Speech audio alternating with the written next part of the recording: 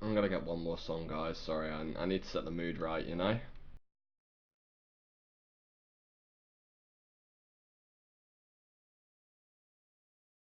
Da, da, da, da.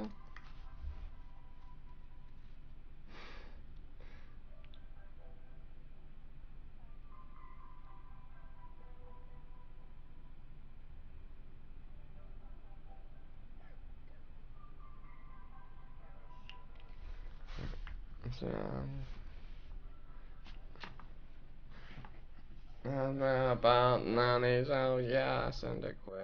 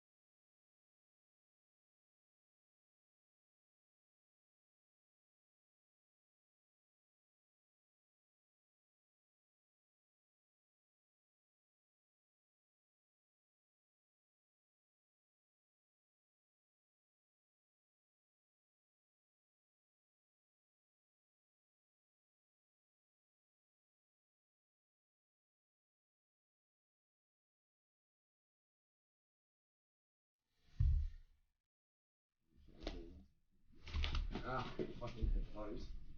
Ah. Yo, boys, what's up? My camera hates me today as well.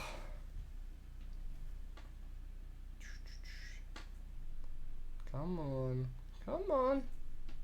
You can do it. Come on, it's not that hard. Just follow the hand, follow the palm.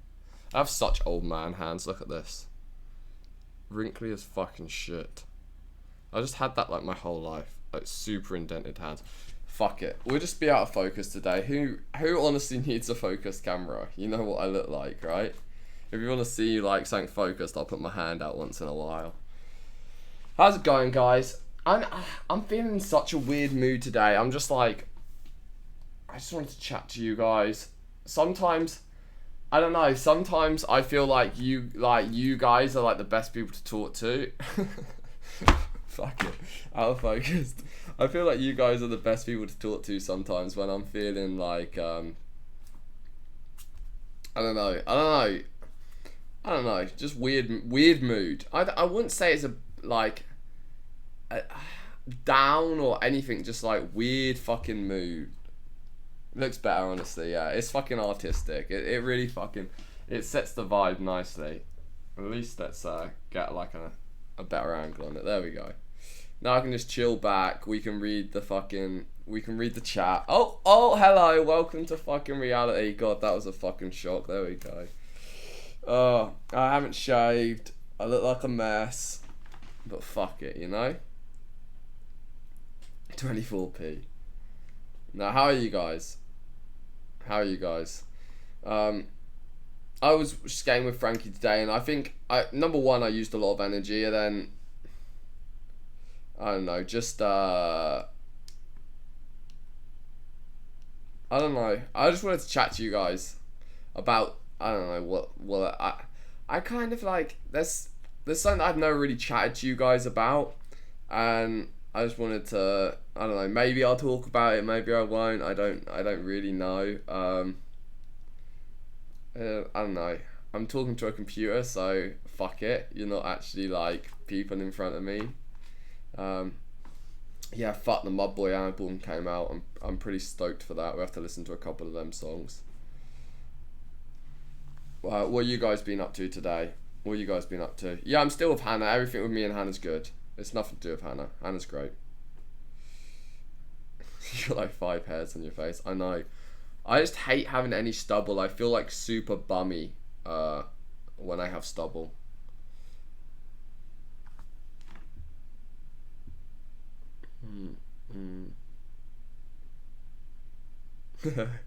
Aaron, I can cry on your shoulder. No, I don't need group therapy, something like that. This is my fuck it. Everyone's doing streams up. I'm gonna join Ice with the robot stream. Do you know what I'm saying? Fuck it. This is my robot stream right here. Just chilling, drinking rum. Nice. Take a shot, homie. I don't drink.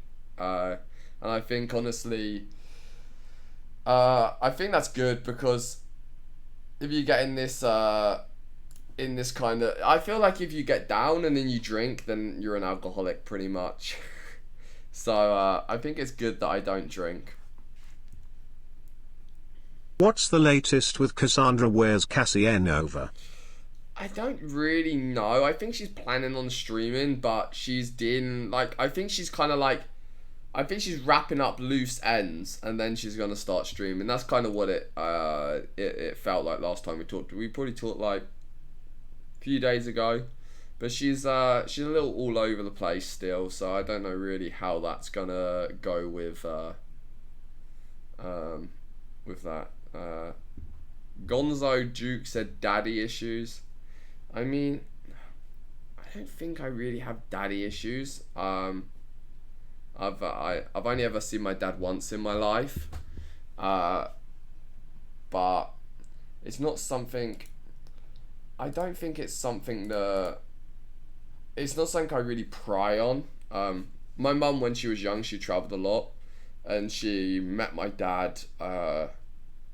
When she was travelling, she was working in Greece at the time, and she met him and whatever, and then she got pregnant, and I'm assuming it wasn't planned. And then she was like, alright, fuck it. I'll go back to, like, England to have the kid. Like, do you want to come? This is what she says to me. Fuck knows the truth. And then she's like, do you want to come? And he didn't want to come. Greek families kind of, like, stick together quite a lot. Like, Greek families, they end up, like, buying all houses next to each other. And the mum and the grandparents and everyone will just, like, live in the same area. So... for whatever reason, my dad didn't want to come.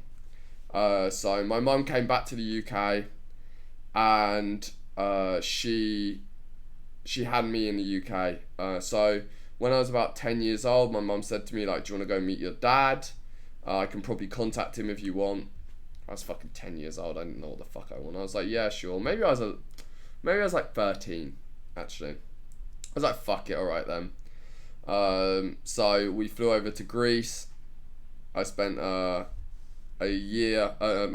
week with my mum, like, on holiday, and he'd come and, like, visit. He lived maybe like an hour away, and he'd come and visit us, and like we'd hang out, and he had a girlfriend there, and you know, we'd all hang out and whatever. And he had like a little scooter moped thing, and he'd put me on the back and like take me for little rides and shit, or like between his legs probably. And I don't remember it super well. And then for the second week of the trip, my mum was like, you can go and like stay with him and like the rest of you, like his family, technically my family. A bit weird. I mean, what is, you know, what's family really, and if they're not like a part of your life. So then How about you go find your dad? Would be good content, right? Yeah, I mean, I don't know. We'll get to that. And then I went and stayed with him for a week, and being 13 years old in a country where no one speaks English, and you're in this fucking strange ass house with these strange ass people that have like way different culture to you. it was like really, like, it was really weird for me. And it was, I think maybe he brought me back earlier to my mum. It was like a pretty bizarre kind of bizarre thing for me, but I met like my grandma on his side and my cousins, I can't really remember, and he bought me some gifts, I guess, to like make up for like the fact that he's a shit dad, or a non-existent dad. And then then I flew home, and then he had all of my like contact details. He had like my mum's address, my mum's phone number, everything like that. And after that, he just didn't bother contacting or writing or whatever. So I was at that point, I was like, I mean, I feel like that was a good second chance for him to at least like... So now that your brand name leaked, give us a couple sneak peeks on a couple items. Don't come with some bullshit excuse either. Also, never let Nightbot on your stream again. Worst mod ever. I fixed the Nightbot, I calmed him down a little bit. And no, I'm not showing you anything. There's no excuse. The answer is no. And yeah, so then after that, he just didn't contact me again. So I was like, at that point, I was kind of just like, fuck it, it's not really worth my time. I've only ever seen him once. It's not like he raised me till I was 10 years old and then kind of like cut me off. So Bjorn could be your stepdad. Yeah, so then after that, I'm just telling you my life story. Do you wanna hear the rest or not? I mean, I'm literally sitting here chatting with you guys. So if you guys are interested in hearing the rest, we can talk about it. I mean, I don't really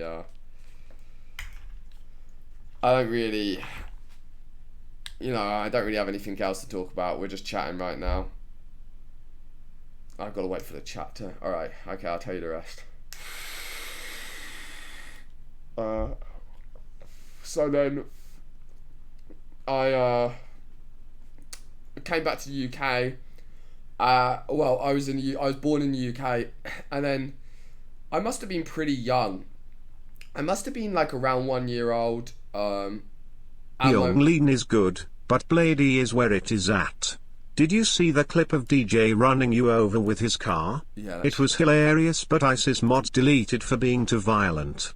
Take a look. I've seen Don't that. scam, please. I've seen it. It's funny. I've seen it. I'll pull it up and we can watch it later. But yeah, I've seen it. It's really funny. It's a montage of one of my old videos mixed with DJ driving. It's pretty funny. So then, when I was maybe about a year old, my mum met my brother's dad, who's like the next oldest in my family, and they started doing whatever they were fucking doing, dating, whatever, and then my mum got pregnant with my brother, and he kind of like raised me, and I do air quotations because it's like a very light term, when I say raised. Thank you for saving me. I was just watching Sam and Andy for like an hour and I think it literally gave me AIDS. View botting is one thing, but he was literally faking donos. That guy got issues. Lol, and why is he allowed to stream with DJ on the network? Yeah, it's a little weird. I guess Ice is out of town, so what can we do? I haven't checked out the stream yet. Maybe I'll check it out in a little bit. So anyway, he started raising me. And when I was probably about 3 years old, my mum said to him, like, look, like, Sam obviously thinks you're his dad. Do you want to, like, adopt him, like, make it official, and then you can raise him as, like, as your son, along with, like, my brother. And he was like, no. I mean, okay, sure. I mean, he doesn't have to, but a little bit weird. So then... I don't know really when my mum broke up with him, but he's a pretty shitty person, and they broke up. My mum and him broke up, and I'd go and see him on the weekends with my brother, and I used to fucking hate it. It was so boring. Like, he never made any effort. Like, he was just one of them, like, okay, I've got the kids, and then he'd get on with his day, and we'd just be there, It wasn't like, okay, I've got, the kids, let's do something fun, like, I don't get to see him often, whatever. So I I'd go there once a week on the weekends, and I fucking hate it. Like, it's my weekend, I'm off school and I have to go and fucking spend it with this guy who doesn't give a fuck about us, doesn't really care about us being there. Like, literally frozen pizzas and every single every single time I went and see it, there's just no effort. And that went on for a while, me growing up from probably young, like 8, growing up, I'd always go to his. And then he met this woman, and then they moved in together, and they were like starting that happy family. And when I go over there, it started to get even more weird. Like, he started to treat me less and less like his son. And it was very obvious, like, in little things like birthday presents, Christmas presents. It would always be like, I'm not joking. For 5 years in a row, I spent more on a Christmas present for him than what he did for me. And I was like 13 years old, like doing a paper round to get money. He'd give me like I don't know if probably none of you are from the UK, but he gave me a £10 Argos voucher for my Christmas present, which is the same as like getting a £10 Walmart voucher or a $10 Walmart voucher, well, probably $15, or a $15 Target present and a gift card. And it's not really about the money. If he spent $15 on me and he got me something creative, and like he was like, oh, he'd like this, it was just like, he was just a lousy dad. And when it was 16th, every year on Christmas, so what we'd do is I'd have the first half of the day at my mum's house, and then the second half of the day at my dad's house. I'd call him dad, I called him dad all my whole life. So you can't get shit from Argos for $10, yeah, £10. And so I'd start off my Christmas day at my mum's, and then I'd go from my mum's over to my dad's. I can see it now. Sam Pepper tells his life story by Latoras. With dramatic music in the background. I was 16 years old. I remember it very vividly. He had started this life, like maybe 2 years or a year and a half of this new woman. And as I said, like, gradually she started kind of being more and more distant. And, he started being more and more distant and more involved with this, like, new woman and this new life. And I got to 16 years old, and it was Christmas Day, and I'd open up all my presents at my mum's, and it's Christmas Day, everyone's fucking happy on Christmas Day. And he comes round, and he comes round to the door, and he opens up the door, and I'm there, I've got like my stuff, like I've got my present for him, and I'm with my brother, and he's like, oh, Sam, you're not gonna be coming with me this year. Like, you're not going to be coming around this year. And I was like, what?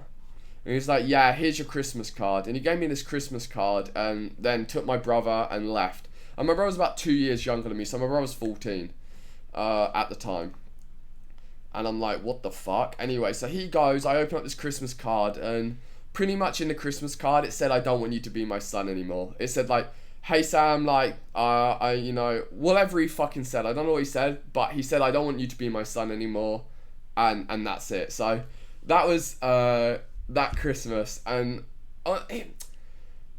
for me, like, honestly, it wasn't like, I don't know, I can't really remember being upset. I was just like disappointed. Like, I feel like it impacted me in the fact of like not having a good male figure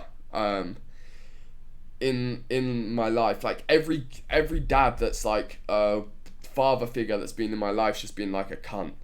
And so my brother went, and I never saw him again. Literally since I was 16, I've maybe saw him in the street one time, but since I was 16, I've not spoken to that guy ever again. And so then my brother, he's now engaged and he has 2 kids now, and he cut him off too. Like, he had a kid with this new woman, and then he like pretty much cut my brother off too. Like, doesn't see his grandson, doesn't really speak to my brother. He's just like a shitty person, and it's a shame because Please add some saddest piano music with your chat. That will make it so much better. Love her stories. Yo, thanks for the donation. I think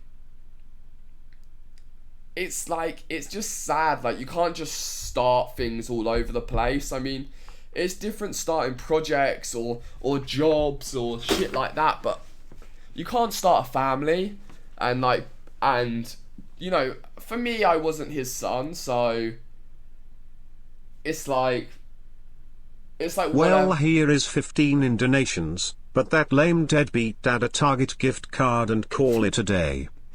Yeah, no, it's not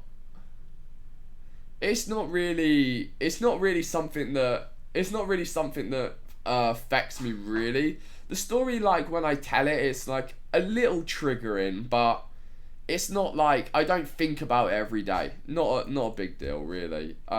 But in the long run, for like mental health and like how I grew up as a person, I think it definitely affected me with like future relationships and friendships, and like over the years I kind of learnt that. I didn't think at the time it affected me, but I think over the years of getting older, I learned how it affected me and how it affected how I treated other people and how I acted in relationships and shit like that.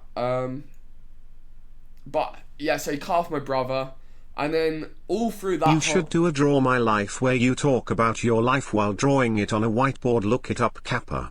You must be a new fag. I was the person that started Draw My Life. I did the first ever Draw My Life, and I started the Draw My Life craze, like trend. So I did Love you, man.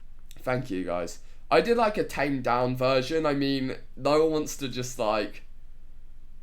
Do you want to see my Draw My Life's cheesy, you know. We can watch it in a bit. I'll show you it. Maybe I could do an updated one, like a more real version. It's not really the content I create now, but. So yeah, during that whole process, just to add to like the shit dad list, I have another brother and sister, and they're twins, and they're 21. So they're a few years younger than me. And when my mum met their dad, they got together, whatever, and I think she got pregnant when we were living with him, and that was just like a super. Let me get some water. My throat's like really dry. Give me a second.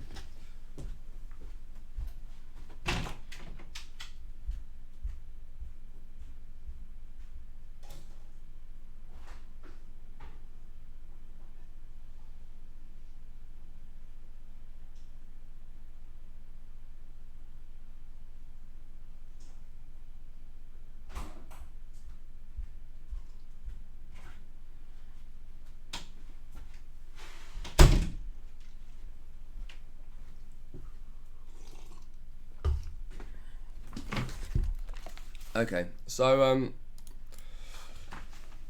okay, yeah, so let's put some.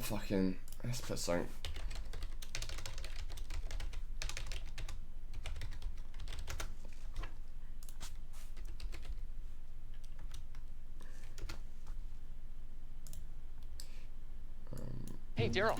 So yeah, so anyway, so she met this guy, and like, my mum got pregnant with twins, and she had the twins, and what would happen with him, there we go.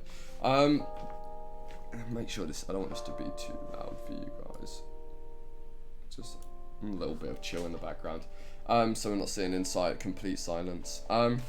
So yeah, so then my mum met him, had my brother and sister, and we lived together in a house, and he was just like a bit of like a shitty, again like a bit of a shitty. Let me turn that down. He was again like a super shitty guy, like another super shitty father figure in my life. So what happened with him is it was just a toxic relation. He was an aggressive guy.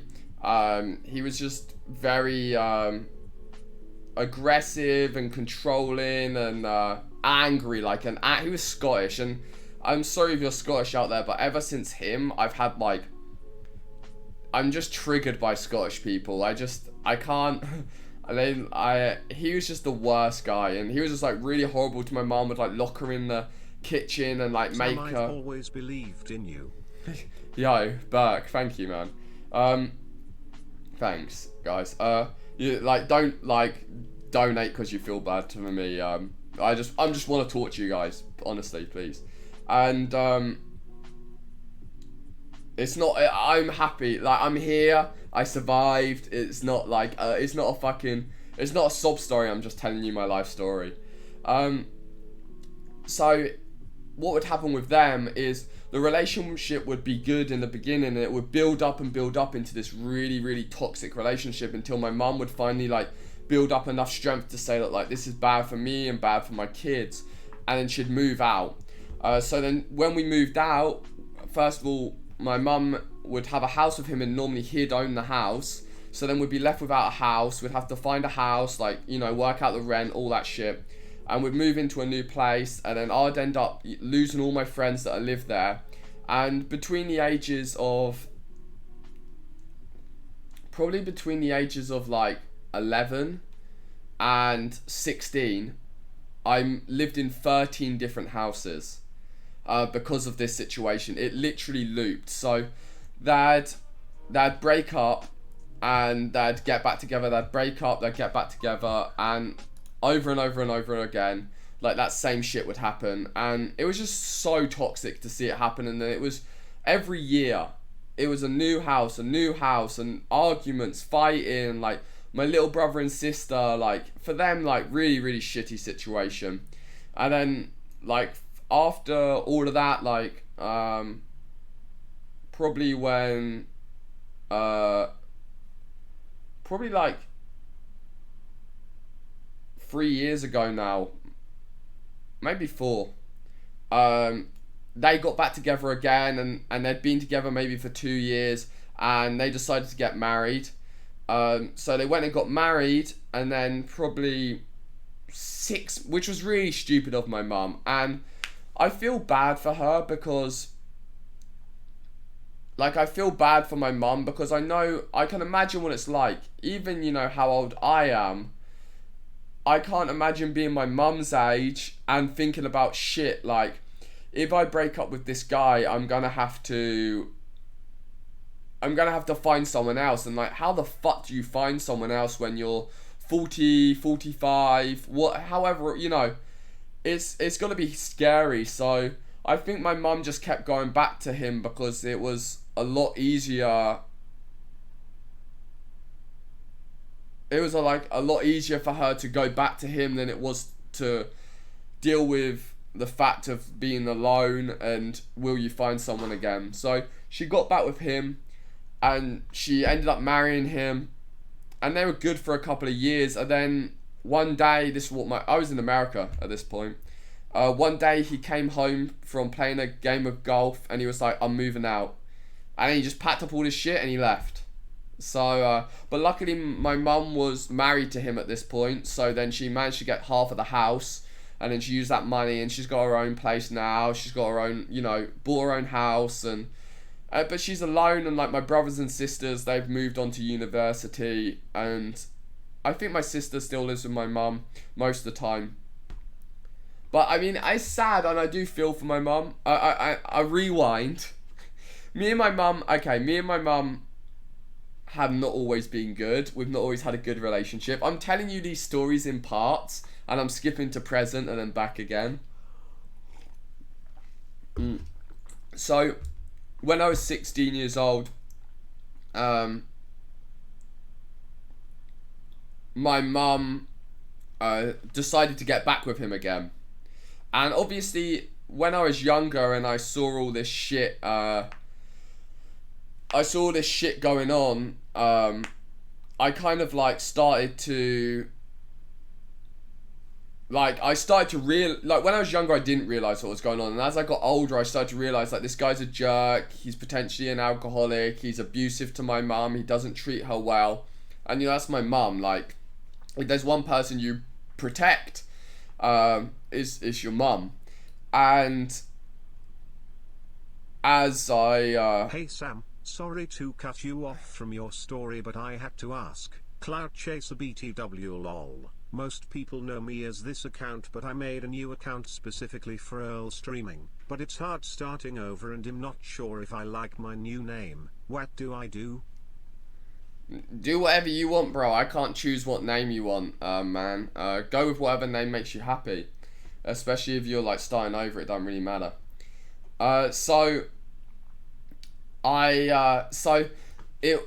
grew older, I started to understand how much of an arsehole he was, and my mum was broken up with him, and then this is how it happened.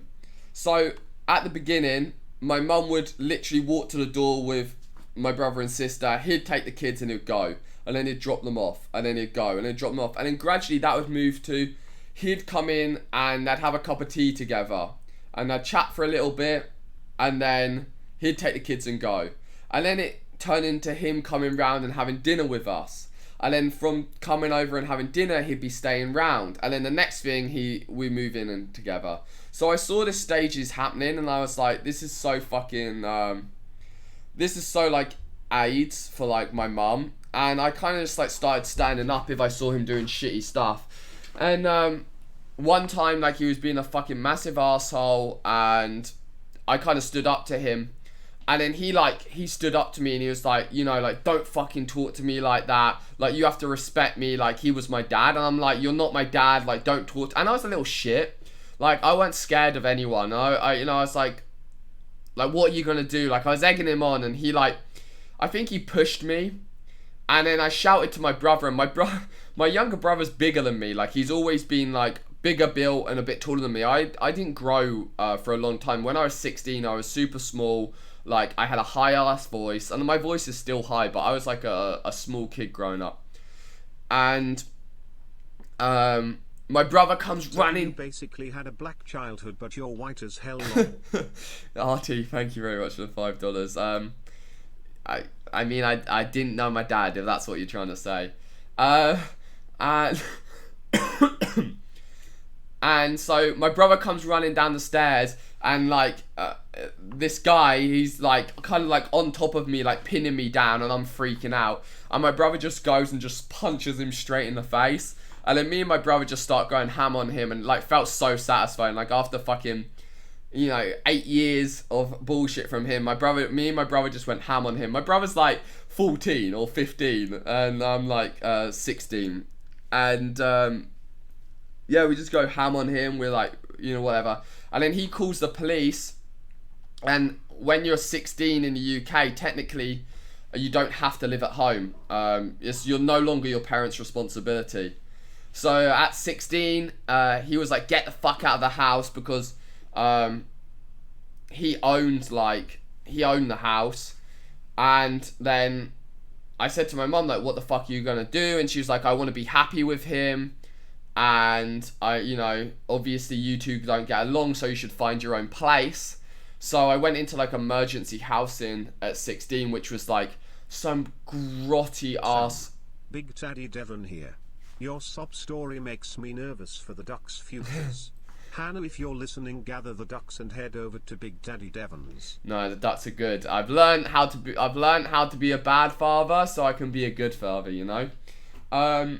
And so I go into emergency housing, which like the government has, especially if you're under the age of 18 in the UK. So I stay in this like shitty like hotel. It's like the grottiest in the roughest area. The sheets have blood on them. I'm scared when I'm sleeping at night, and at the same time, like, they kicked my brother out, which wasn't really like legal, but obviously I'm his big brother. I'm like, don't worry, I've got you. Like, you can come and stay with me, like whatever. And then whilst I was in what's it called, emergency housing, I managed to find a job at this insurance company, which was like a really... Shout out the boys in the Discord, but fuck Spook lol. It was a really like, this company was like a big company in my hometown, and a lot of people worked for them, and they were really like a renowned company to work for, and they paid well if you could get a job with them, and I got a job with them, so I was like super happy about that. And Your dads must feel real stupid now not being in your life. You have turned out more successful than most people that have their dad in their life. No, I'm just kidding. You have done good considering the Good. circumstances. Were you doing a chill stream? Thanks for Yeah, sharing yeah. your story with I'm us. just in the middle of a story. Wow, woo fake ass mom. Kicks you out at 16. Thanks, Evan. So I mean, I'm not saying that I'm like I was the best son. Like, I was an annoying fucking son, and I was always like, I wasn't really conformist. I'd always kind of like do stuff very differently, and I'd get in trouble. I did graffiti from a very young age, which my mum didn't have any control over me as a kid. Like, I just do whatever the fuck I want, and honestly, I never drunk, I never did drugs, and I stayed out of trouble the majority, but I was a little shit. I used to shoplift a lot when I was a kid, and especially when I was 16, and I was... Okay, let me continue the story. Before, like, when I lived with my mum, I just, like, I did a lot of graffiti, and, like, I was in a big crew, and, like, I wasn't the best kid, but still, you've got to kind of stand by your son and, like, help him, like, in the best way you can. Honestly, I wouldn't, just tell my kid to, like, kick rocks. But anyway, she was dealing with whatever situation she was dealing with. I went to the emergency house, and I managed to get this job, and for the job I had to wear like a shirt, and like, dress pants and nice shoes, and I managed to like get enough money to buy all this shit to like start working there, and I'd be going back to this like emergency hostel every night and just eating, like, I was eating like bread and this like cheese dip, like Philadelphia chive cheese dip. I'd eat that every night, and eventually I got my first paycheck, and with that I got an apartment. And when I moved into the apartment, and the apartment was in like the worst area in the whole of my hometown, and there was a lot of stabbings in my hometown, a lot of drugs in my hometown, and it was just like a pretty rough area. And every night I'd have to try and get in my... You should do documentary so much you've been through that people don't know. I actually started to write a book with one of my friends in the UK. Let me continue my story and we'll get to him. And he's already written a large chunk of it. Maybe I'll put it on the Reddit if you guys want to read it. So anyway, I moved into this really rough area, and it was in a house, and it was a really weird situation. These two hippies kind of owned this house. They lived in one bedroom, and there's 3 bedrooms in the house. So I just rented a bedroom, and it was super cheap. It was like £200 a month, which is just like super cheap. I was just renting just a room. And then there was these other 2 foreigners that lived on the top floor. So the hippies that owned it, they were never around, and then the other 2, they traveled a lot, so pretty much I had the whole house to myself. But I'd have to make sure I got home before it got dark, because I'm trying to read the chat a little bit as well, but I'm in the middle of I'm trying to tell you this as best I can. So I'd kind of get home before it was dark, and when I came out of my house, I'd walk down my street really fast and get up to like the main road where it's like a lot less sketchy. So I don't know where you guys grew up, but if you grew up in a hometown, do you have that one family in your hometown that's like notorious? Everyone knows their name, and they're just notorious for being like the worst people. They're always fighting, committing crimes. Like 2 of the brothers are in jail. The dad used to be a drug dealer. Like, do you guys have that in your hometown, or was that just mine? I don't really... So basically, that's what these people were. That it was a family, and they lived opposite me. So I'd just walk down the street as fast as I can. I don't want to bite. I don't want to bump into them. I don't want to see them. Sam Knight, bro. Yo, Peanut, thank you very much for the $5.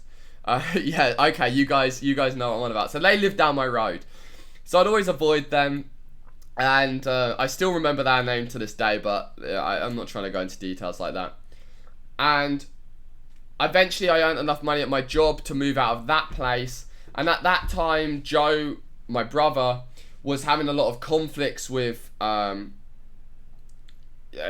guy that my mum was living with, and he pretty much got kicked out. So I was like, look, don't worry, I've got you, I know the drill, I've just got this new place, we'll set up a bed in the living room, you can sleep there, I'll take the thing, all you have to do is just make sure you get a job, and then you can help pay for the rent. So because I was paying for his food and everything, he didn't have any money, so I paid for my brother's food. I cooked for him. I'd look after him. I'd buy him a bus pass so he could get around.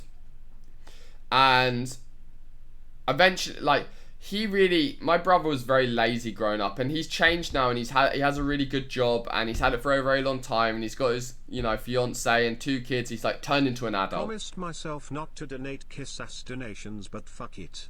It's really cool that you're sharing this with us. I remember when you huge on YouTube, and it's interesting hearing your story. Thank you, and I hope it helps you talking about it. Thank you. Thank you for your kind words. So I told him, like, look, you need to start doing something to try and earn some money. And he just lays around all day and do nothing, and he was just very lazy when he was young. And it got to the point where I was like, look, you're not going to be able to live here anymore if you can't help yourself. I can't just support you, because my job really, I wasn't earning enough money to pay my rent, pay for myself, and pay for my brother. And I called up my mum, and I was like, look, I can't do this anymore. He's not helping himself. And eventually he went back and lived with my mum, because I think she'd broken up with this guy. I lived in that place for a while, and then I was like, I got fired from the job I worked at because Say goodbye as we dance with the devil tonight. Don't you dare look at him in the eye. Devilish face.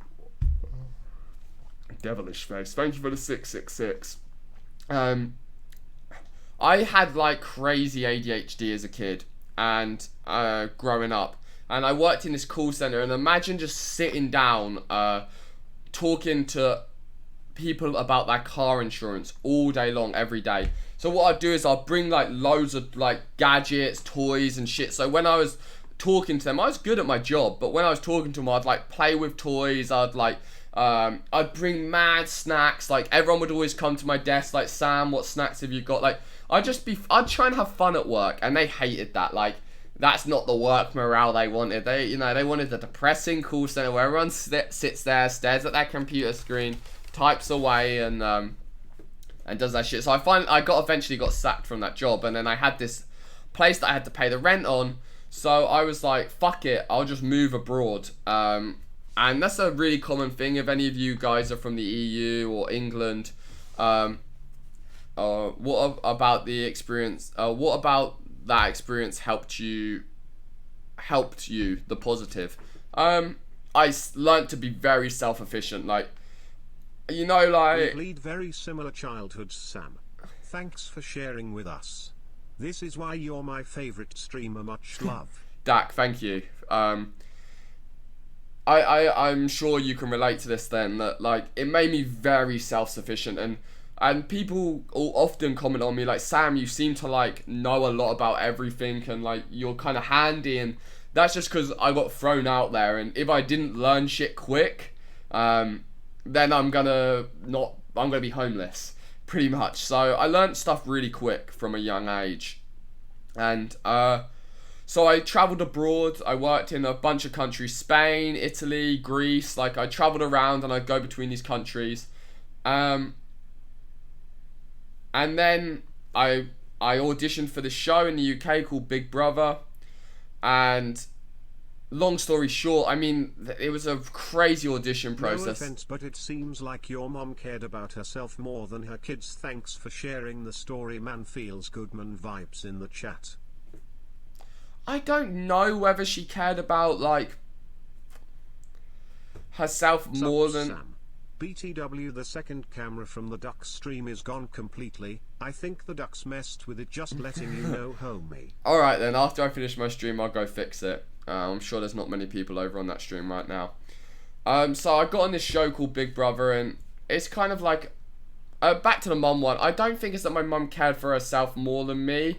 I think she was just pinned in a situation where she was with a manipulative guy who was very evil, and he kind of convinced her that it was the right thing to do for me, and it would, like, help me grow up and be a better person, or whatever he fucking... Like, this fucking guy was psycho. He convinced my mum to take me and my brother to army recruitment so he could get rid of us.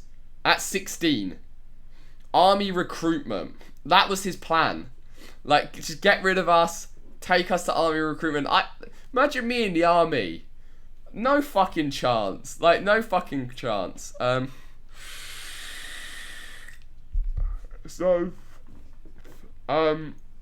I started traveling abroad. I managed to get on this show called Big Brother in the UK, and it took 2 years because they kept saying that they wanted to have me on the show, and then they'd decide they don't want to have me on the show, and then they'd say they want me on the show, and then they say they don't, and it took 2 years. Chat, boys. Fortisy. Thanks very much for the membership. So eventually I got on this show, and I left the show, and people really liked me for... Bruh, I hate on you a lot cause like it's fun and there's so many memes. But like as much as it hurts me, I think this video is turning me into a Pepper Pal. Stop. Like Sanbean TTD since day one. Didn't know much about you, to be honest. Hope to kick sometime. No, I mean,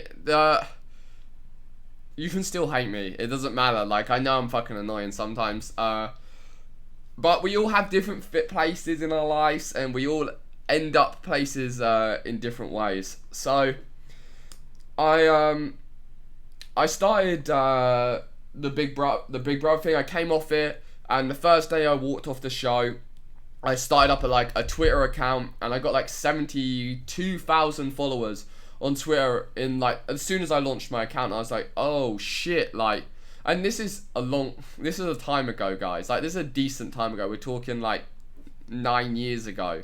So Twitter back then was just not a big deal at all. So to have 70,000 followers on Twitter in a day was like huge.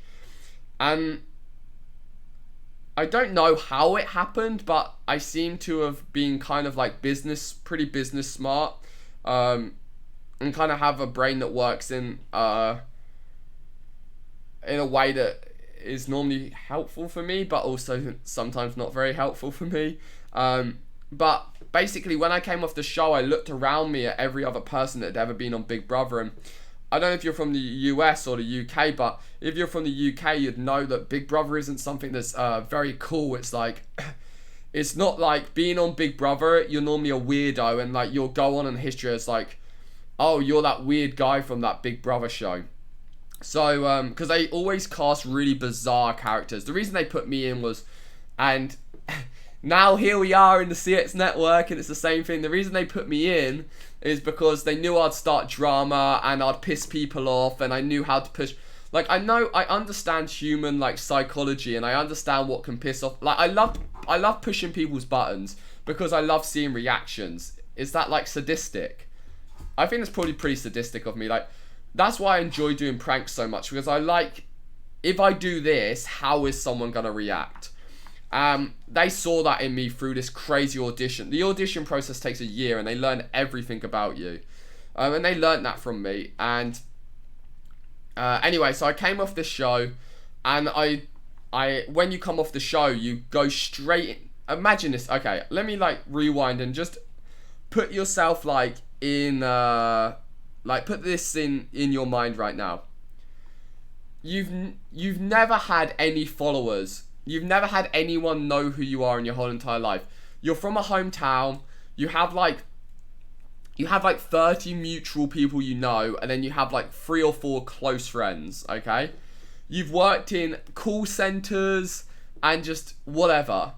You go on this show, you walk out of this, and the whole time I'm in the show, no internet, no phones, don't know whether people like me, don't know how many people are watching, don't know if anyone's talking about me, writing about me, anything. I walk out of these doors open up, and I walk out onto this balcony. I'll show you. Give me a second. You're gonna laugh at me, but fuck it. It's part of the story. Here we go. Fucking skip this ad. So you guys can see what I'm talking about. Let me skip just to the door bit, because I don't care. This is me getting evicted, alright? So I was in the semi-finals. So look. So I'm walking up these steps, right? I've not seen any other human in about 30 days, maybe a bit longer. I've only seen 13 human beings, the same 13 human beings for like 30 days or something. I can't remember the exact time. Yo, Troll God, what's up? I think that's just a renewal of your membership, but thank you very much for being a member. So I walk up these steps, and I don't know whether people are going to be booing me or cheering me. I don't know if there's going to be anyone who's turned up for my eviction. Nothing. So this is what I saw. Peppers in the chat, boys. Good time with that Peppers in the chat.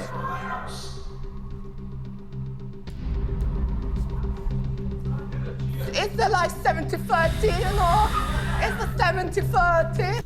So I used to have this thing when we were in the house.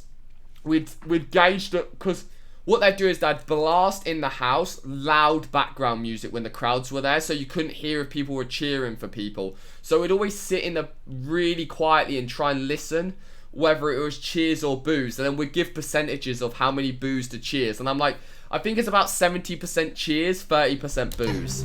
That's what I'm saying. 70-30, 70-30. Pepper, pepper. Like I can hear them chanting. There you go. So imagine I've not seen another human being in 30 days, and I walk out this door and this is waiting for me.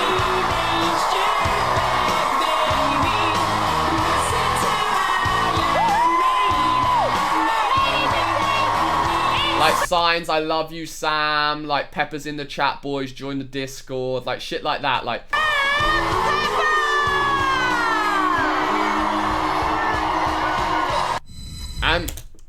And so yeah. So anyway, I left this show, and all that shit happened. Like I walked down the stage. I see all these people, and literally the next day they take me, and they put me in this room. And in this room are all these different tables, and there's different people sitting at each table. And what I know what they are now is their management and agents. But at the time, I didn't have a fucking clue who these people were. Like, I thought they were, I don't know, like I thought they were people offering me, I don't know what the fuck they were. But I sat down on each table, and they all tried to sell themselves to me. Like, Sam, if you join with us, we're going to be able to get you this. We'll take you to nightclubs. Each nightclub you go to, you'll get $3,000 a night. We've got this magazine deal waiting for you. That's going to be $15,000. And bear in mind, I've never earned more than like $1,000 in a month. I'm talking pounds. £1,000 in a month in my whole entire life. And they're throwing all these money around and shit. And I'm like, I don't know what the fuck's going on. Like, I do not know what the fuck's going on. So I meet this one woman, and she kind of like seems to have a little bit of a different business plan than everyone else. And I'm like, I like this woman. Like, fuck it, I'll sign with you. And they made us sign like there and then, which is. Thanks for sharing, my dude. Yo, thank you for the $5. Thank you. Which I think's pretty scummy of them, because. Like, I think the Big Brother has a deal with these agencies where the agencies take a percentage of me, and also Big Brother gets a percentage from that as well. I just think it's a really scummy system. Were those all the view bots in the crowd? Yeah, they were. So anyway, I joined this agency, and I say to her, look, I looked around at every other person that's been on Big Brother, and they only ever get brought up again when Big Brother's on. And I'm like, no one cares about them. They're just that guy from Big Brother, and they've really not done anything with their lives. And I think the main reason was because when they came off the show, they milked it. They did every Big Brother news article. They did every interview. They did every magazine deal. Like, anything they could do. Like, Sam Pepper from Big Brother, like, talks about his ex-relationship and how she twisted him. And, like, drama, fucking the gayest shit you've ever heard. So I was like, nah, fuck that. I'm just gonna not talk about Big Brother ever again. So I lost out on a lot of like money at the time, but in the long run, obviously it's helped me out, because probably I would say less than 10% of you here even knew I was on Big Brother. Yeah, so these guys hit me up and they're like, yo, you want to make an iPhone app, like a soundboard of your voice where people can like prank call their friends, because I was known for doing pranks in the Big Brother house. And I was like, that's actually kind of dope and creative. And like, this was back when it was the iPhone, it was the one which had the black shiny back, so the iPhone 3. So this was back before, like, people didn't have apps. Like, no one had apps. Like, to have an app was like cool. I was like, fuck it, yeah, I'll make an app. So we made an app, and for the app, I made a video on a YouTube channel. And I said that I was like known for wearing fitted caps. I was just known for wearing fitted caps with a P on the front for Pittsburgh, or for Pittsburgh Pirates. I was just known for wearing it. And I said, look, do a prank call, record the prank call using my app, and I'll give away a hat to the best prank call to get some downloads on the app, because the app was like 99 cents or 99 pence in the UK, or 79 pence in the UK. So I got a bunch of downloads on this, but I made this video, and when I made the video, I got some views. Like, my YouTube channel got up to maybe 15,000 subscribers just from me posting the video and me pushing it on my Twitter and shit. And then YouTube emailed me personally, and they were like, hey Sam, we want to invite you to be part of this thing called a partner program. You can earn money off of YouTube videos. I was like, well, that's fucking dope. Like, I can make YouTube videos and get paid. That sounds good. And I'd studied photography and film as a college diploma. So I was already really like into filmmaking and stuff. And I started making YouTube videos, and then this one kid basically made a video about me. He was a YouTuber, and then that's when I realized, wow, there's other YouTubers out there, and I started collaborating, and then the rest is another story. But that's how I got to the point of starting my YouTube career, and like a little bit of my previous family life. Yeah, OG YouTube shit for sure. Like 2010, 2000. No, not 2010. Wait, when did I start YouTube? Not 2010. When did I start YouTube? Let me go to my social blade. Why have I gone brain dead to when I started YouTube? Oh yeah, 2010. Shit, boys. What year are we in? 2018. 8 years. It's a long time. So yeah, so let me make this on a dark screen. And then I started just working my way up. I hustled. I created like a lot of like formats that YouTubers use today. I started going to these Google meetings every month at least, and I'd go to Google and I'd invite like a select hand of creators that they liked. And I realized that the way you grow is by collaborating with other people, and no one was doing it at the time. Everyone was in their own little circle and doing their own little thing. And I found this kind of like a few British dudes that I really got on with, and I was like, look guys, we have a similar audience. Like at the time, like girls liked me, I don't know, thought I was cute or whatever. Cute, funny, bad boy, I don't know, I had tattoos, like whatever. And I was like, look, we all have the same kind of following. If we work together and we make videos, like if we make a video on my channel, at the end of my video, say we've done a video on your channel and you do the same on your channel, then we're just going to grow. So I put this collective of like 5 YouTubers together, and it took me nearly 2 years to reach 100,000 subscribers, because YouTube was very, very small back then. I think the most subscribed in the UK was... Tell us stories of YouTube toxicity that we aren't aware of as viewers. Yeah, we can get into that. Let me work into that. So 300,000, 200,000 was like the biggest subscribers at the time. And it took me 2 years to get 100,000 subscribers. So I've hit 100,000 subscribers, super happy. In the next 6 months, in this group of people that I made, where we were just like fucking interbreeding all of our community, we shared it. So if one person found that person, they'd know about everyone else in the community, because we had so many videos together. In 6 months, I went from 100,000 subscribers to 1 million subscribers, which was like fucking bonkers. And then that's when I moved to America, and here I am now, Sam Pepper, the reject of the internet. And then there's all the other stories along the way.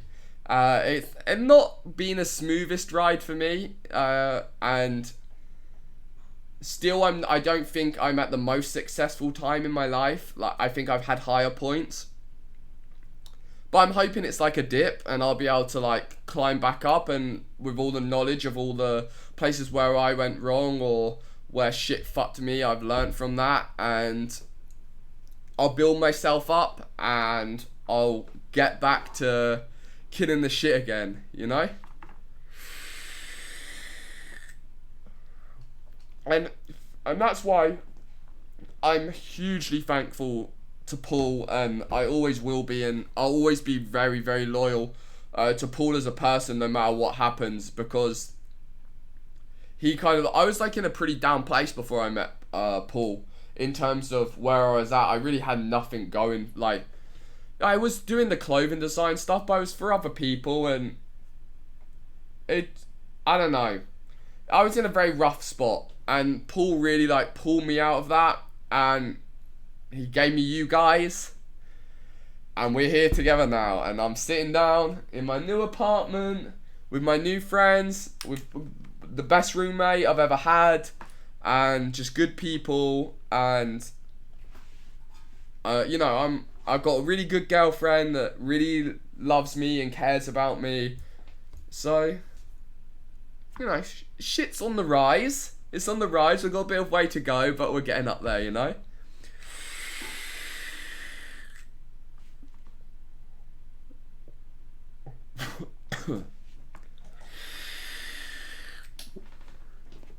Have you guys got any questions you want to ask me? Anything you want to know? Any particular, like... Toxicity in YouTube is just every YouTuber you meet's fake as fuck, to that last donation. They're not real to themselves. They present themselves online as very different people to who they are in real life. Very selfish. They all use each other. Their relationships are all built on how they can better each other rather than whether they actually care about that person. And I've had a lot of, I've had a lot of opportunities to surround myself in circles where they can benefit me. In terms of, that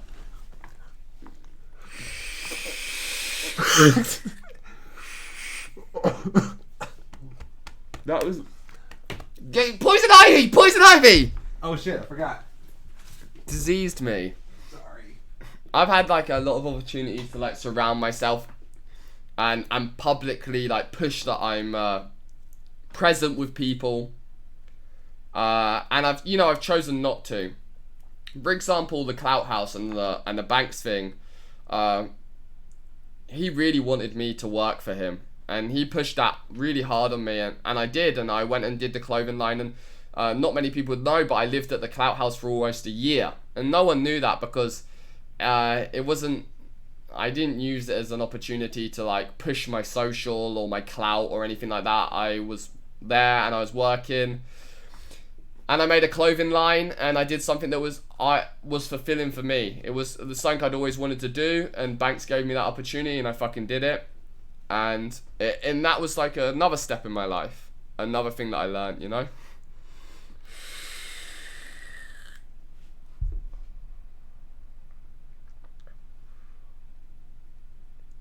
Okay. Sam, it is just a did it once, you will rise again. Thank you, Dizzy. I hope so. We're doing pretty well. We're doing pretty well, though. Look. All of you guys are here. Where's Hannah and the Ducks? Hannah's in San Diego. The Ducks are in the other room chilling. Who's taking care of Pepper? I don't have a fucking clue. Why don't I drink? I guess mainly because of music. So when I was younger, like 13, 14, 15, 16, I was like pretty heavy into like... It's pretty amazing the shit you've been through and got back up and continued on. Also about the father thing, I had similar situation with my mother. I guarantee when you are a parent you will do 100 times better. BC, you know what a shit one is like. Yeah, exactly, Amanda. I didn't know you till the beer pong stream. But I've been watching Ice forever. Can you help me make clothes? How did you get the loose change stuff made? And those backpacks are sick. Thank you. You just need to look at, go on your Instagram account, follow as many clothing brands that like match the styles you're interested in. Look at what everyone's doing, follow trends, try and predict trends. And I did a lot of my stuff overseas. Finding an overseas contact is probably the hardest thing, a good one. And then literally I'd sit on Photoshop and I'd mash together like pictures of like clothing I liked, and you know, I don't have any design background or stuff like that, and I learned how to take measurements. I'd watch YouTube videos and to get fits right, and to just trial and error. Like the first season of Loose Change was really slow for me because I'd keep getting these samples back and I'd be like, whoa, the arms are way too long, wow, like it fits a bit too tight here. This is the humility that made us like you in the first place. Thank you. And it's just trial and error. You just have to get out there. Just start off by screen printing basic t-shirts and go from there. Just work your way up. Where was I? I was telling you something. Oh, why I don't drink. Yeah, so I was in the hardcore scene a lot. So listening to hardcore music, which is like metal, like hardcore metal. And that scene has a heavy straight edge influence in it. So I kind of like I saw people around me drinking, and I was just like, it doesn't really interest me. I'm not really interested in not being in control of my body. And I was a really confident person. My whole life I've had really, really good confidence, and I think I get that from my mum. I'm not scared of talking to strangers. I wore like fucking weird ass clothes. I got known in my hometown because I wore these like checkered pants to every show, and every show people would know me, and I'd socialise with people. I've always been a very social person, and I think a lot of people drink because they feel a little bit awkward, and they wanna like socialise more. So I just really never got into drinking, and then since I never drunk, I just never started drinking. And now I've still, I've never got into smoking cigarettes, drinking. I've never done any other drugs except from smoke weed. And I smoked weed when I came to California. I saw it around me. I saw how people when they smoke weed. I saw how I don't think I have an addictive personality, so it's very easy for me to not over abuse something. And with weed, that's been one thing. I don't have to smoke weed, and And the same with being vegetarian. From a young age, I just really didn't like meat, and it was kind of weird for me. And then I just decided I wasn't going to eat meat, and I've never looked back at it. Any more questions, like in the chat?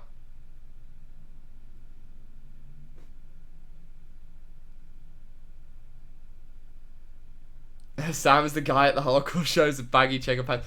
Yo, remember I'm like 13 at the time, and this is like a decent amount of time ago. I'd be in the fucking pit tearing shit up. I was the smallest one in the pit, and I'd always hold my own ground, and I was always known for being like right at the edge of the pit, and just that was my adrenaline. I don't remember in the that. beer pong stream, did you play anyone? Or were you there with the Cloud Gang? Cause it seemed like you were left alone with Ice. Do those people just not like being on stream? I actually was invited by Jack from the Jew Squad. He was one of the people that set it up. And I came up with the idea of getting the custom necklace made. The beer pong, like, it was like a solo cup with the... How come it seemed that Loose Change was FaZe Bank's creation and brand? I'll talk about that in a second. And the beer pong thing, I came up with that idea, and I was just there, and obviously I knew Banks and that was taking part, but at the time I wasn't living at the Clout House. I was, I'm still homies with them. But... I don't think, number one, I don't think they like being on stream. And number two, I was just doing my own thing. I don't really find the need to be like sniffing around certain people. And Ice was really interesting to me, so I spoke to him. And in terms of how come it seems like Loose Change was like FaZe Bank's creation, it's because realistically it was. Like, he funded it. He put together the team. He kind of hired me as a designer, and that's what I did. I designed and manufactured the thing. It was his clothing line, the same way as I've started a clothing line. When I want a design done, and it's beyond my expertise, I'll reach out to someone and I'll have them do the design for that. It doesn't mean that I'm going to plaster their name all over the brand. And I knew that going in, that I'd be kind of a silent partner. And again, I think, because of previous drama, all the why a lot of YouTube hates me, I think it was like his business move for the brand. A business move that, it was just his brand, and I was a silent partner, and I was behind the lines with it. How did I meet Banks? So Banks was going through a really weird time in his life, and he was kind of having this like public outbreak online, and I kind of felt for him because I'd been through all that drama and all that depression after that, and I knew what it's like to be like in the front line and have like thousands of people online just like messaging you or in your face. And we followed each other for a long time, but I didn't really know who he was. And I DM'd him. I said, look, I see you're going through a hard time. If you want to chat, I'm here. And he was like, yeah, let's talk on the phone. So I spoke to him for like 6 hours one night. And he was in Germany, and he was dealing with a lot of issues, and we just spoke, and we became friends from that. And then You are Survivor personality. Sorry for the false allegations, had be really dark time. Streaming perfect for you. Mary, thank you. Yeah, it was a pretty fucking shitty time. And it still haunts me, for sure. Like, it still haunts me, and it's something that will always haunt me. But I can't let it define me. And the same with the Big Brother thing. I'm transitioned out of that. I can transition out of this. And I will. I just gotta work hard. Yeah, so Banks came to town for the first time, and I'd already designed the backpacks, the ones that I sold to you guys. And I took the backpack with me, and I said, look, here's a gift for you. It's from my clothing line. Check it out. And he was like, you made this? And I was like, yeah. And he was like, what the fuck? Like, this is like crazy quality. Success isn't measured by money but by love and happiness. I would say you are most successful now. It's an interesting thing to think about. You're right. You are right. I'm surrounded with more real people. You have a very homosexual vibe. Have you ever been bi-curious? Also, who is your barber? Your haircut is messed up very, very badly. My hair's so scuffed right now. Don't worry, I'll fix it. I just need to grow it out a little bit. I look really scuffed right now. And no, I've not had any homosexual experiences really. I kissed a guy's ball one time, but like that's another story. beyond beauty, success isn't measured by money, but love and happiness. You're right, and even though I felt like I was happier there because I was traveling all the time, I had all these friends around me and stuff like that, and I had really good income, and you know, every day was very, very ongoing for me. That was the hardest thing. After Randomly the met drama. FaZe while skating in Venice 3 months ago. He spoke very highly of you, but why is only Duck stream showing on CX network? I'll check it out in a bit. What was I gonna say? Oh yeah. That was the hardest thing after all of the drama, was the fact that I went from every single day, like meeting, film a video, collaboration, travel to convention, travel to event. I was touring, like every day I woke up and my diary was packed. You know, I had an agent, I had a manager, like all of this shit. After that drama, like my shit went to like I had nothing. Like I had nothing to do. I'd wake up every morning and I had nothing to do, and it was just fucking depressing, and I didn't know what the fuck to do. I didn't want to post on my main channel because of how toxic it was. So Be real, Fuzzy Banks and friends only got this luxurious clout lifestyle because of CSGO Wild. They seem to deny it, but let's be real. CSGO gambling made Fuzzy insanely rich. it's not Why for me to did all comment the on. false acquisitions come at once? Did you piss someone or a group of people off? What made those people make those videos about you? Yeah, I did piss some people off. I mean, I've told this story 100 times. I can tell it again in a second. Let me just continue with what I was saying. Yeah, and in them dark times, like when I had nothing to do, I would just fucking play this is really lame as fuck, but this is when Minecraft was like popping. I'd just sit at home and I'd just play Minecraft, and I found like a couple of like old fans that would play with me, and I was like, fuck it, I'll just start like on my second channel, which I used to vlog on. I'll just upload Let's Plays just for something for me to do, and then I'll just play Minecraft Did you talk every about day. Maz? Was it Ice's ball BTW? No, it wasn't Ice's ball. Yeah, me and Maz.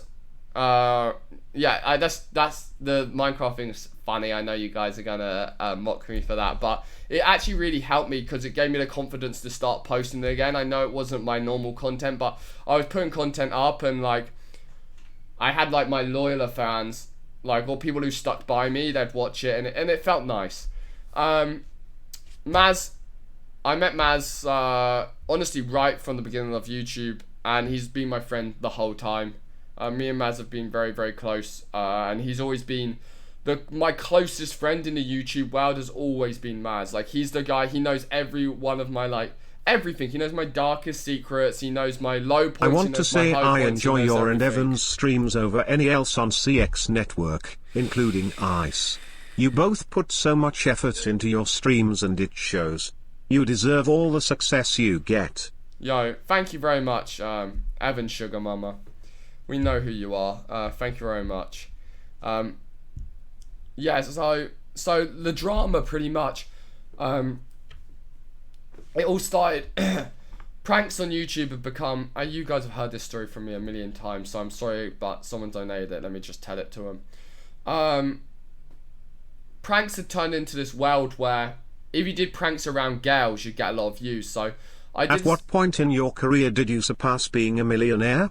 Not trying to get personal, just curious. I didn't ever have $1 million. Maybe $1 million earned? No. I don't think I've earned $1 million. Maybe I've earned $1 million. I don't know. But I've never had $1 million. Yeah, so the pranks, I did this prank, like, not prank, it was just a video. I saw these pranksters doing like these making out with girls shit, and I always thought they were fake, and I was like, fuck it, I'll go try it for myself. So I went on Venice Beach and I just asked girls, do you want to make out? Tell Live with Evan that Longpeen will long live and will come back harder, and his father is still waiting for him with the genital wart cream. Also, he has to clean out his family orchard tree. Alright. Yeah, so I went on Venice Beach and it was like actually really fucking easy. A bunch of girls made out of me. I uploaded the video, it got like 19 million views. And I was like, all right, well, fuck, these videos work. So I started doing a lot more, you know, picking up girls and shit like that. And this was right when I started making fake pranks. Like the making out video was completely real except from one reaction. So there was 9 girls in it, and one of them was a girl I was seeing at the time, but no one knew. It weren't public knowledge. So then I did this one video, which was a fake video, and I saw these Russians do it. And they basically put their hands inside a jacket, and they stuffed one of the arms so they could have one arm out the back. And they'd go up to strangers. Lol, I don't see why FaZe denies it. CSGO Wild was ran legibly, unlike other sites. From what I heard, Banks had his breakdown because he was overwhelmed with all the money CSGO Wild was making. Is that true? Your streams have been great lately, BTW. Yo, thanks for the donations. Again, it's not my place to speak about it. I wouldn't want someone speaking about something that's, you know, not public knowledge on my behalf. I just gotta, you know, be real to my friends. And yeah, and I did this video, and I just walk up to gals and I'd be like, hey, like, I'm filming this video, like, I've got this arm, it comes out here, like, can I like pinch your butt or like poke your butt? And then like film your reaction, and like, you know, you'll be angry. I think your biggest mistake was letting the SJWS stop you. You should have kept posting pranks all during the controversy and keep doing the edgy stuff that got you in trouble. And tell haters to F off instead of turning SJW. You would have 10 mil subs now. Yeah, and we'll get onto that for sure. I definitely handled the situation wrong, and Ice has made that so like apparent in my head, like how he deals with shit. So anyway, I made this video, and it was going fine. It had really good feedback, the normal amount of views, good dislikes to like ratio. And then this one kid called Tyler Oakley, who's like a gay guy, and this was right at the very time when it was all like gay rights and like transsexual rights and feminism, and everyone just wanted to, and you know, I'm all for fucking equal rights and, you know, people being treated as people, but I was in this moment where people were just making a huge deal about it, and people just like to fight, like they like to be part of something, and they like to be like, yeah, look, we fucked that up, we won. And you remember the guy, the NASA guy that wore the t-shirt, like the shirt that had the pin-up girl on it, and like the feminists like blew up about it, and he like cried. He like did an apology crying about it because he wore a shirt with a pin-up girl on it, and people said it was like misogynistic and all this bullshit. It was in that phase. And so Tyler Oakley, he started posting like tweets like Sam Pepper like thinks it's okay to sexually assault girls. Let's see what his network and agency have to say about this, and adding them in. Honestly, he should be dropped from YouTube. He should be dropped from this. And he started this campaign pretty much where everyone was like turning against me.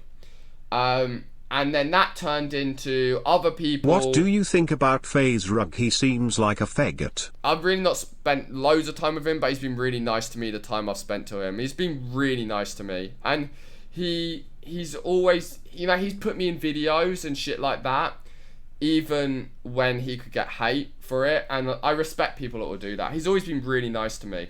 And he's young, and he's made a fuck ton of money, so he's a smart kid. And I always respect that.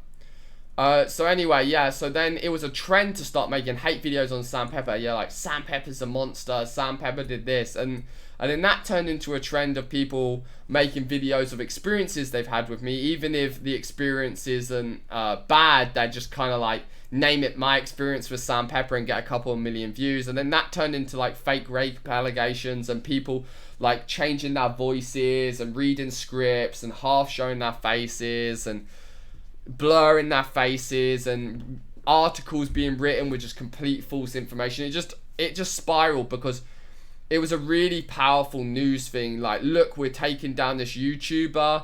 Like, these people are this guy's been using his power, and it was just a good news story. It did really well, so everyone kept running it, and then I was just like, what the fuck is going on? I didn't know what the fuck to do. I made apology videos for the shit, and like I was just so, like, I was overwhelmed, and I just I should have just been like, fuck you guys, you fucking idiots. Like, of course I didn't rape anyone. The video was fucking fake, you morons. Like, get over it. It's the fucking internet. Not everything you see is real. And I'm gonna carry on, like, making my shit. That's what I should have done. But I didn't, and... Would you ever let the ducks eat corn chips off of your bottom? That would be good content for the bestiality community. No. No corn chips for them. I just dealt with it really, really badly. I crumbled under, like, all of the... Like, I know you guys say it's easy to know how to deal with it. But... Like, if you guys were in the situation where every single person in the community didn't want to talk to you, no one wanted to put you in a stream, your network dropped you, your agency dropped you, your management dropped you, you lost a $150,000 brand deal, and people, like, you were scared of people in the street, like, abusing you, like, shouting at you. BuzzFeed sat outside my house for 2 weeks constantly ringing my doorbell. I couldn't leave my house. It was just, I was a fucking wreck. Like, I was like, my life's over. And I just dealt with it really, really badly. And I probably could have come back from it in a very different way, but I lost a lot of fake people in my life, which is good. And I learned a lot about myself, and I definitely developed as a person because of it. I learned how to deal with, become tougher, you know, and deal with online bullshit. So, yeah. I went on a fucking big ramble from one question there, but now we're here, you know, with the fucking autistic army.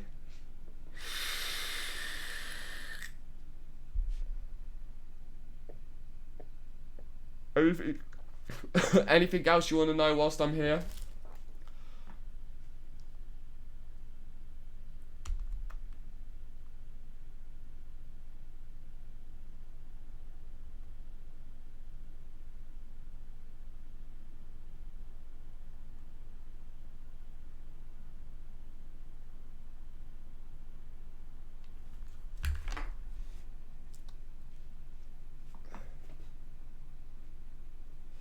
I'm reading the chat. What was it like hanging out with Poppy? Well, I knew Poppy before she was Poppy. And she was a really sweet gal. She was really, really nice. I liked Poppy a lot. But I think she definitely got tainted by Titan Sinclair, who turned her into who she is today.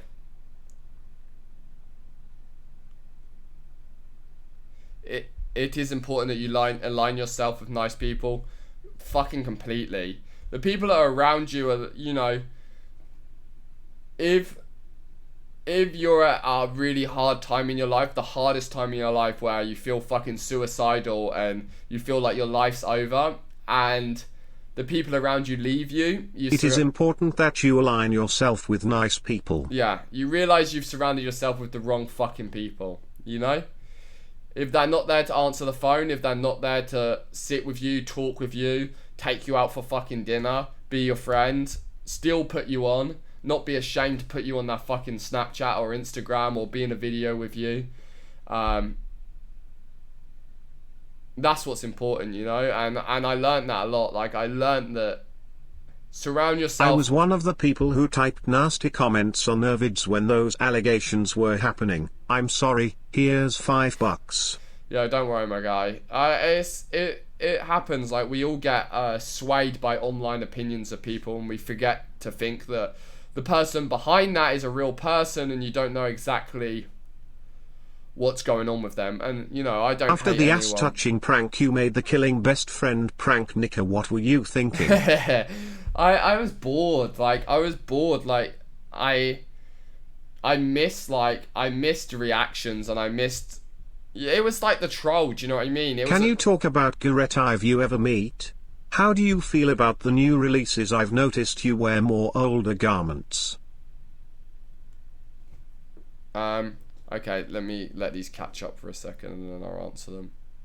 Stop worrying about what all the incels and trolls say about you, Sam. You know who you are and that's it. We're glad to have you a part of the network. Yeah, and thanks for streaming. the hate really doesn't get to me as much as it would anyone else, because of everything I've been through. It's a lot easier, and thank you for your message, it's nice. Let me go back to the other one.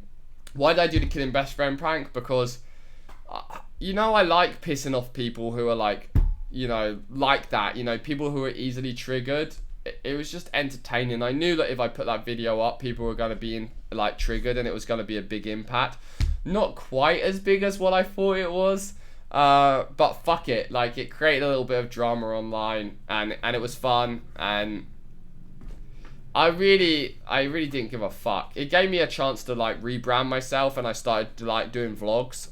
So it was fine. The killing best friend prank wasn't a big deal. And can you talk about Garrett? Have you ever met him? Yeah, I've met Garrett a bunch. Garrett's a really nice guy. He's a pretty introverted guy. He just likes to work. Garrett is the main guy in Revenge. He likes to work. He likes to design. He likes to get his shit done. And he doesn't really involve himself with any other bullshit. And he just, you know, makes money. Nice dude. And I just haven't been to that warehouse. When I go to that warehouse, I pick up shit. I just haven't been to that warehouse in a long time. So that's why I'm wearing mainly older garments. Almost fought FaZe Banks Methuen in 2011, he's all talk. Anyways, he owes some dirty money to him, Lawrence, Massachusetts. He'll know what I'm taking about. He has problems here he needs to fix. This is why his family moved to Boston. Can you tell him? Poppy is doing a concert in LA on Halloween. Would you try to meet up with her and do a stream with her of some sorts? Poppy doesn't talk to me anymore. Since she met that Titan Sinclair, like, she got real weird. I mean, I'll send that message to Banks, but I don't know how legitimate that is. I'll send it to him. You're probably just trolling me. But let me send it to him. Yeah. Sorry. My throat's really dry and my nose is runny. Maybe I'm being a baby.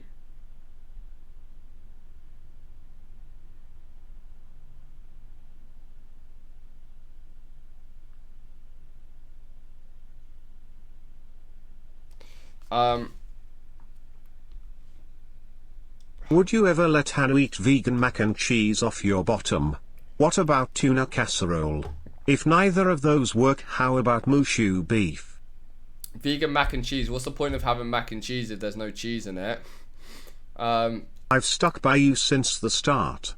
Remember McDonald's chip challenge in onesies with Mazzy Maz? Can you talk about Maz? I don't know what you want to know about Maz. Maz is, again, he's another guy. Maz is pretty introverted. He likes his own time. He's a bit of a loner. He's always had this like slightly dark inside. Not going to lie, Sam. Prior to this stream I didn't want to see you on CX, but I can relate to the relationship with you and your pops. My dad was a scumbag. Respect, Sam. Yeah, thank you, Jason. I'm sorry to hear that, man. Yeah, like, Maz always had this like darker side and always presented himself as like this super happy, always smiley person, but he's always had this like darker creative side, and that's really come out like since he's been Star-Lord. So I'm really happy for Maz, and like I'm really happy that he's found something that he feels completely open and himself with. And you know, he's always been into like Slipknot and heavy metal bands, so it's cool that he's now expressing that like in this new wave rap. You know, like metal meets rap.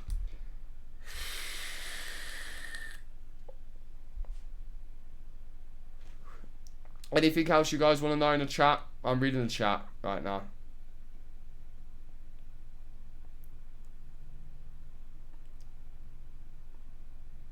Why does Maz have a white chin? Is there any difference between on-stream and off-stream relationships between the CX network? Would you say everyone are friends off-stream? Yeah, I mean, people that I don't like on stream, I don't like off stream. Please leave this VOD public, and can you tell us the story of meeting Hannah? Yeah, I can tell you the story of me and Hannah. Let me pause this for a second. I met Hannah at the fucking Clout House and I was living there. She's like good friends with Nigel. Nigel would always come around the house, and she came round, I guess, with him one night, and like got super drunk and like had to stay there.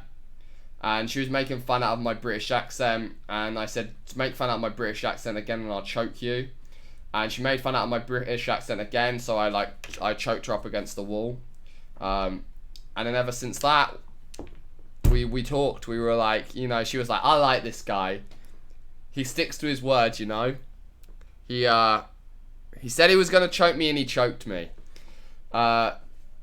So yeah. I don't know. Me and Hannah always had really good like banter, you know. We always had really good like back and forwards, and I liked her dark humor. Like Hannah has dark humor and like she has a good sense of humor, and I always liked that. And then one time she came round, and I wanted to date Hannah. Like for a period of time, I wanted to date Hannah. And she didn't want to date me. Like she was, I don't know. No, it was because she was like not over her ex, or I don't know. But she didn't want to date me. I think she thought I was too intense. Like I think I scared her off when I told her I wanted to date her and that I liked her. And she didn't talk to me for like a while. Like she straight up blocked my number, and she'd like only reply to texts like once every like a week, and she was very weird. And then we started hanging out again, and then now we're dating. Why do you guys keep spamming H3? What do you want to know about H3? Like, what do you want to know about H3? Like, why do you guys keep spamming that?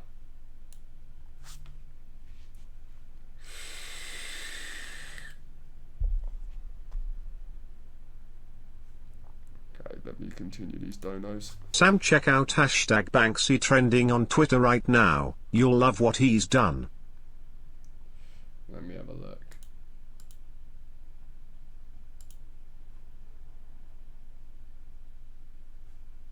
It's there. I used to watch your old videos and I was a big fan. Well, I'm still a fan, haha. Here is $3. I started watching you when I saw you're wearing the ammo stealer bag. I have one too and drove me to watch your streams. Huh, that's Give crazy. us the story how you Hannah.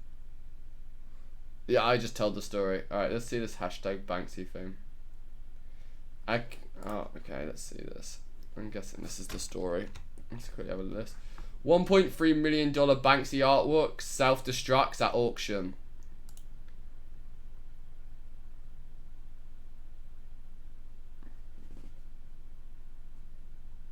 So are you saying it's okay to choke girls? Sam Pepper, you sir are a rapist. Yeah, I mean, if they deserve it, just give them a good choking. A Banksy artwork self-destructed at a Friday night Sotheby's auction in London. Girl with the Balloon, which is like one of his very famous prints. Girl with the Balloon, 2006 was the final lot of the evening.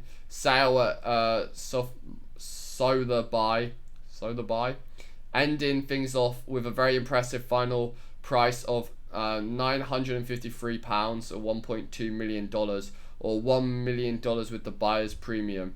Maybe people should have suspected something was suspicious with the art work sold for the exact same figure as the artist's previous auction record in 2008. Robert Castle was in attendance, sold for $1 million. As we sat there, the painting started moving, he said, and added that the painting frame, also made by Banksy, acted as a shredder and started to cut the canvas into strips. It was all out of confusion, then completely excitement, he explained. I wish there was a video of that.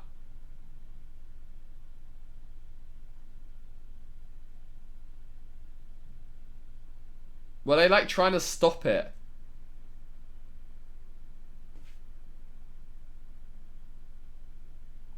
fucking Banksy. Oh yeah, and in terms of the H3, like it's not really my decision to whether I go on the show or not. I mean, if you guys want me on the show, I guess, I don't know, tweet him. I don't know. I don't know if that'd be a very good episode for him. Let's play the rest of these. If they're gonna start playing again. I'll just replay it. Okay, let me just read them. Yo, did you, this one's from Darkwall. Yo, did you watch the video of Adam Sheila, the best friend of Fuzi? There is too much drama. He's saying he will be exposing Fuzi Tube. No, I haven't seen it yet. Maybe we'll check it out. Azzy, could you please react to the video Adam... Oh, wait, that's the one I just... Oh, what the fuck? 2 people just put it. Okay. Sam, you need to... so he said react to it again. It's only 3 minutes long. Watch it now. Sam, you need to do a stream with Hannah. She gets to decide and plan everything and you have to do it. Sure, I'm down to do that.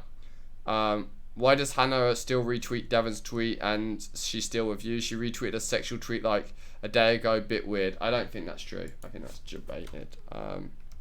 Adam, let's see this video. So I love it how we've transitioned into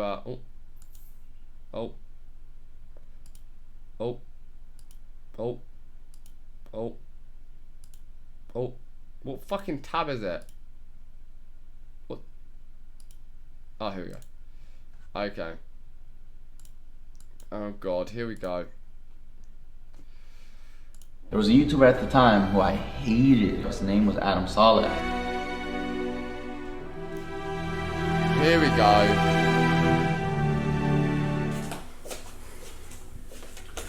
What's up, Idumi Gang? This is Adam Saleh. I already hate it. Like, I already feel like fake vibes from that intro. I'm gonna take this nice and slow. I'm about to give you a taste of your own medicine. As you guys know from my tweets on Twitter, I do not want to associate myself with FouseyTube anymore. First of all, I just want to say I admit I f***ed up. I should have never gave him the benefit of the doubt. I should have never been too nice. I should have never accepted him to go on tour with me. And I should have listened to you guys. A lot of you guys were telling me, so many of you guys were telling me not to with him. As you guys know, I never make videos like this, but Fousey has not been f***ed up to me, not once, not twice, not 3 times, not mother 4 times, not 5 times, not even 6 times, not 7 times, not 8, nope, not 8 times, but more than 10 times. A lot of you guys.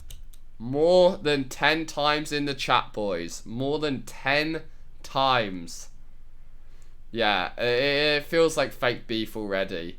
I feel like if this was a serious video and he's like seriously like exposing him, I'd be just sitting down and just telling the story. I wouldn't be doing like jump cuts and like shouting and moving around. So let's see.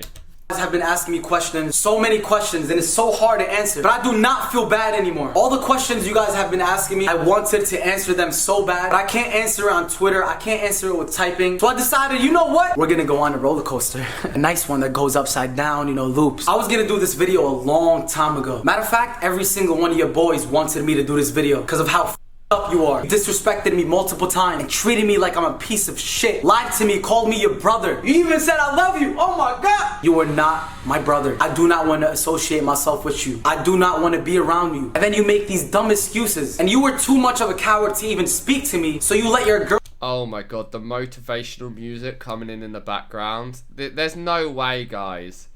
This is definitely edited by Fousey himself. Can you hear the motivational music coming in the background? Girl speak for you, and she had to talk to me nicely, and I ended up calming down and chilling out out of love. But no, I'm done with this shit.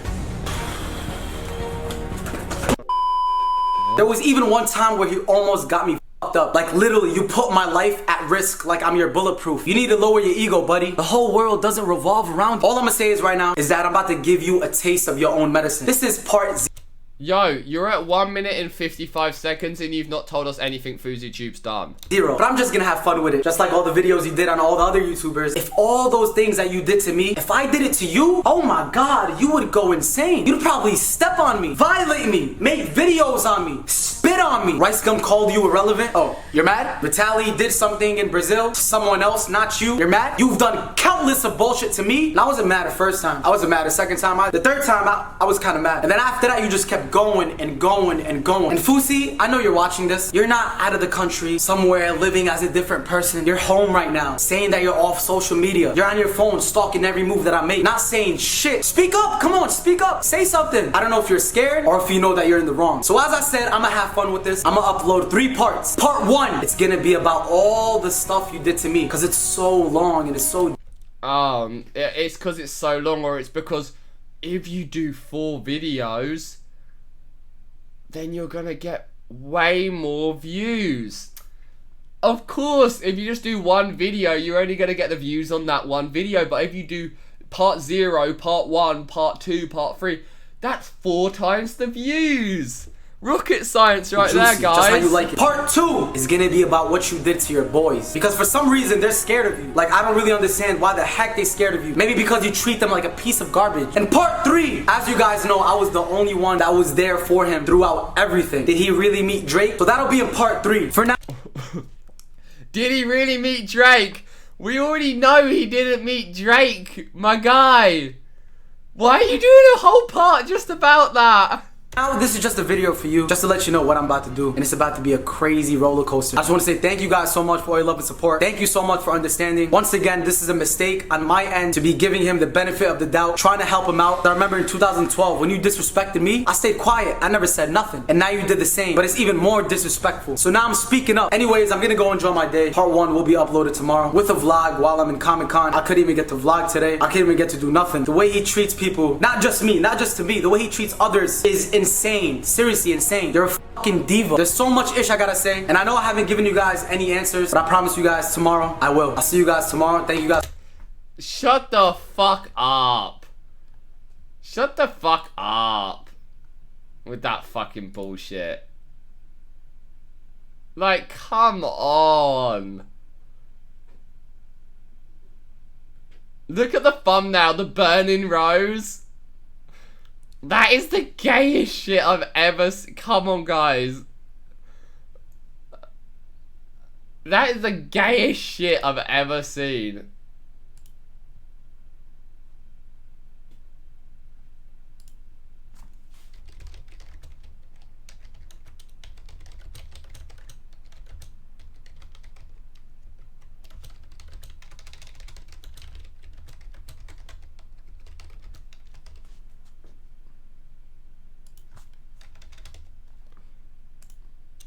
I nearly debated you with that one, guys. That you're right there. Oh my god. That's the biggest cringe I've ever seen. That's the fucking biggest cringe I've ever seen.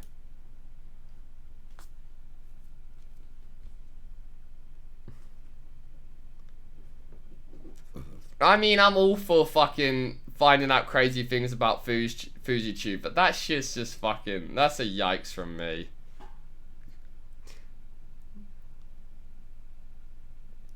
There are all the comments about the yaw. I know you'd be there.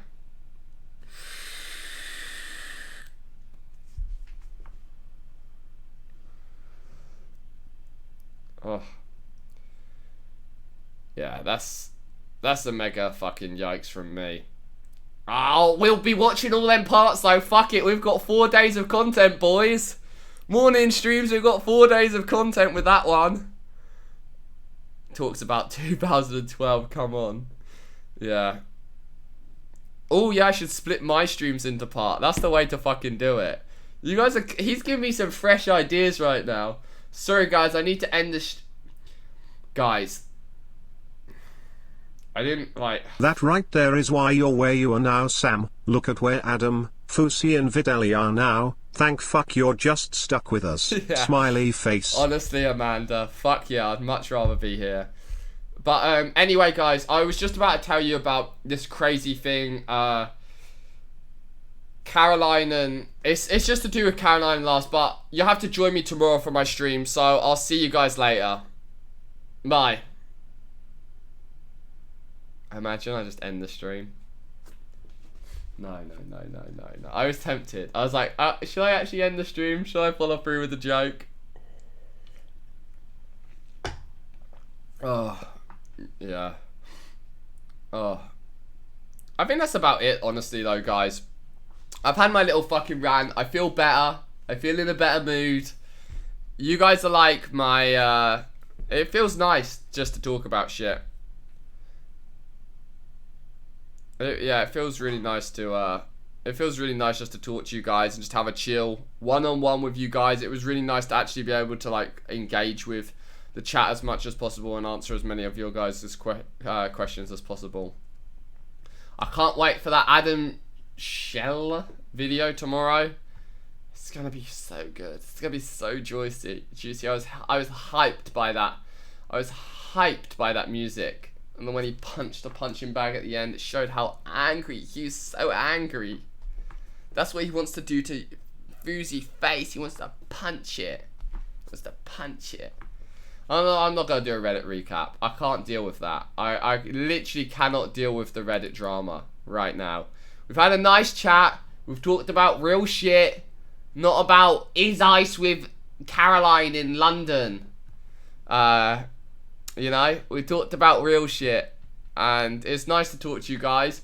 I'll be back tomorrow morning. Tomorrow we've got a long stream, actually. We're going to go to this big parkour and trampoline and tricking event in Venice Beach, and we've got the house party afterwards. So I'll catch up with you guys in a bit. Thanks for just being here and talking to me and just, I don't know, just being fucking cool guys, honestly. And thanks to everyone who donated and who's just regularly here and regularly talking, you know. Oh God, why are you guys guilt tripping me right now? Alright, I love you guys. Alright, night, Dro. Night, guys. I'll see you guys in a bit. Thank you very much for watching. I'll catch you guys in a little.